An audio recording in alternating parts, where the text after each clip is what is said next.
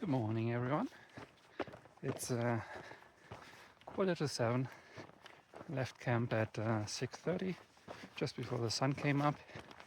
And so yesterday's decision was really the right one. This plateau right behind Mount Taylor, about 500 meters below, was perfect. It was both flat, it was sheltered, there was almost no wind, and because it was in the forest, it also didn't get terribly cold. So temperatures were in the upper 30s this morning at around 6. Next part of the trail is gently going to wind down the backside of Mount Taylor, just kind of go over the ridge line that Mount Taylor is part of. I got about 6 miles to water, so that's going to be the first stretch for this morning. I'll have a breakfast break there, and then the plan for today is really just see as far as I can go. With this perfect blue sky, sun is coming up, trail is great. Let's get this day started. Now, the only person that I've seen since leaving Grant was a hunter this morning who wanted me to rat out the turkeys.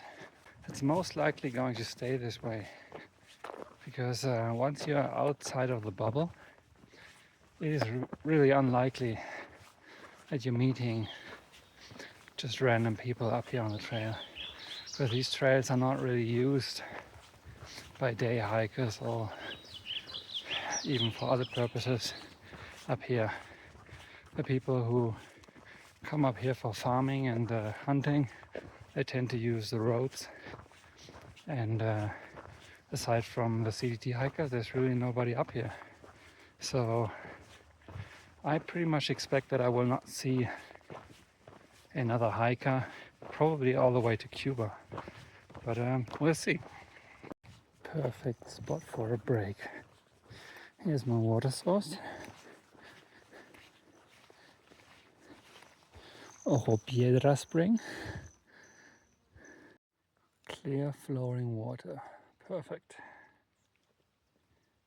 Now breakfast break is over, and the next section is about 7 miles to a highway crossing, and at that highway crossing there's apparently a big water cache, currently 30 gallons or something. So that's my next goal for lunch. And unfortunately the trail now descends down from the mountain ridge up here from about 9,000 feet where I'm currently at, back down to the plains. So I assume eventually we'll go out of the forest.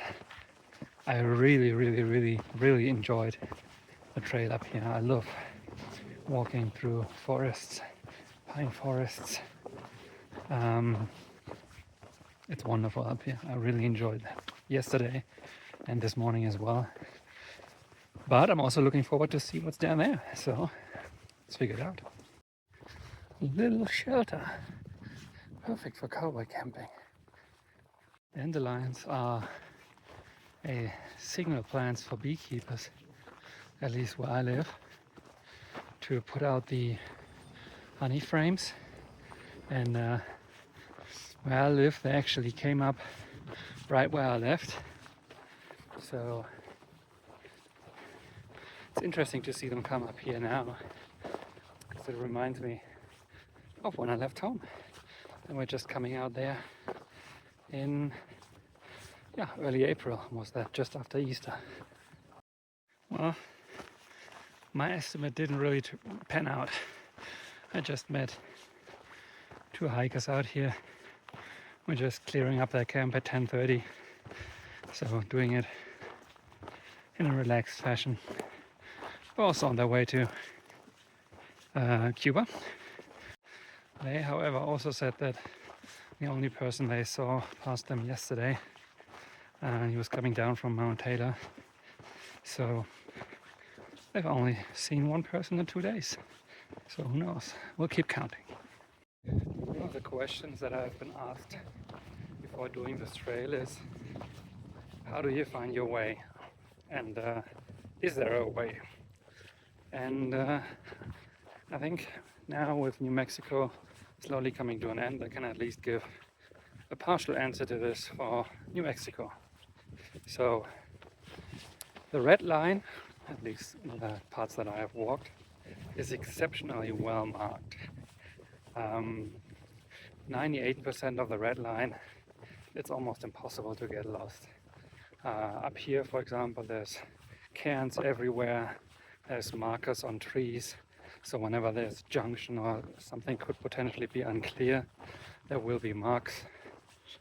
So the only reason I'm really looking at the map is to have a look at the profile, see how much climbing or descending there is, or where's water. That's really the only time I need to look at the map, because the trail almost can't be lost. Now, in the southern part of New Mexico, especially in the flat areas, it's a bit different.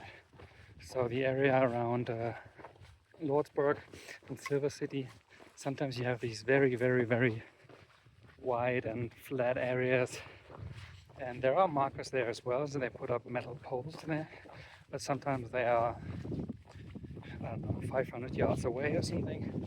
So there was a couple of times where I wasn't really sure whether I'm on the trail, and that is a combination of no markers inside and no clear trail discernible either, because in those flat areas there's not necessarily a well-defined trail. You just kind of walk through the endless flatness. So yeah, like I said, so far the trail is exceptionally well marked. It's a bit different for the alternates. The alternates are generally not so well marked, and I think that's probably because the CDT does not maintain them, I think. Not exactly sure. So there are some markers either built by hikers or by other people using these trails, but if you're on an alternate, you don't have the official CDT markings, so you do need to pay a little more attention. And a good example for that is, for example, the upper section of the Gila. I mean, it's really hard to get lost because it's a canyon, but the trail is just not really well defined and also not really well marked. So you do have the possibility of getting lost. Let's lose the trail for a while. Let's put it away. Trail angels come in all sizes and forms, and whoever is maintaining this water cache, it's just amazing. I mean, without this kind of support, this stretch of New Mexico, or essentially all of New Mexico, would be so freaking hard. So to whoever is maintaining this cache and all the other caches, thank you so much. It means the world to us hikers. Well, this afternoon has put a dampener on my hope regarding road walks. Turns out a large stretch, now that we're down from the mountain, a large stretch is actually a dirt road, which is really hard to walk on because it's really uneven and rocky. It's also very long, and on top of that, it's also quite warm down here. So I'll take it, but not my favorite. I'm just about to come up on the water source that I was aiming for, just the only one in 10 miles. And plan is have dinner, rest a little, and then filter some water and maybe walk another mile or so to get away from the water source. You're not really supposed to camp near them because animals use it as well, and if you're camping there, well, it could cause issues. Oh man, New Mexico water sources. Oh, looks like I'm in luck. There's a little bit of water here. Might just be enough to scoop out. Also looks clearer than below. Okay, summary of today. This morning great. This afternoon, not so great. Water strategy worked out. Foot is not perfect, but stable. By the time I get to camp, it'll be about 24, 25-ish miles for today. So happy with that. And then tomorrow is another day.